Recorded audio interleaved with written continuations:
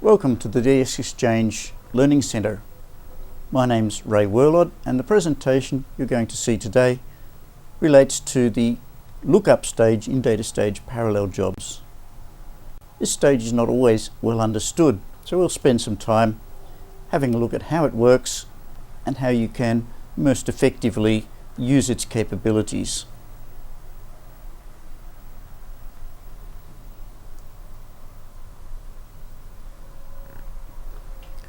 The job of the lookup stage is to perform a lookup. That is, here's a key value, go get me that row. Or maybe, here's a key value, go get me those rows. In versions up to 7.5, the only match that we had possible was equals. Here is the key value, go get me the row for which the key, and we're talking search key here rather than primary key, matches that value exactly. In version 8, we have additionally the means to specify a different kind of lookup, we'll call a range lookup, where the key is between a pair of values, a between join if you like to think of it that way. So we'll see how that's done later in the presentation.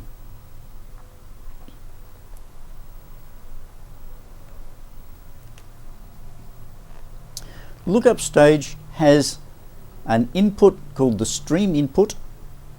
It's input port number 0 when you start looking at the generated OSH, orchestrate shell script. On the designer diagram, it's painted with a solid line, and it delivers rows containing the keys that we used for lookup.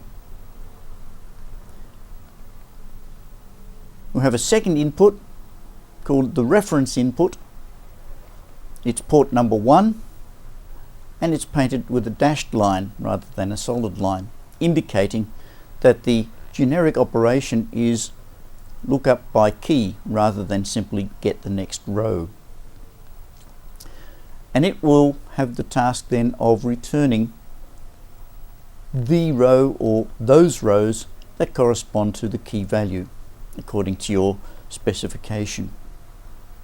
The lookup stage supports more than one reference input link, in which case the port numbers for the input ports are 2, 3, 4, and however many you need. But keep it sensible. If you need many lookups, try and keep the job design maintainable. Maybe have not more than 4 reference inputs per lookup stage. Do more of them further downstream. Try and get some more processes happening. We'll come back to that concept a little later. The lookup stage has 1 or perhaps 2 outputs. The main output is called output port number 0 in the generated OSH, and its task is to consume the results of the lookup. So whenever the lookup succeeds, the row is delivered along the output link. There may, in addition, be a reject output, output port number 0, and it will be used depending on the rules that you set within the lookup stage.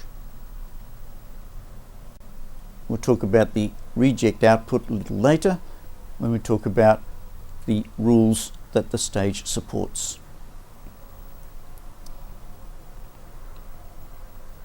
In order to go and fetch rows that correspond to a particular key value, the metadata, the table or column definitions, the record schema on the reference input link must have at least one column defined as key. If you don't have that, there is no way to say, what am I actually looking for?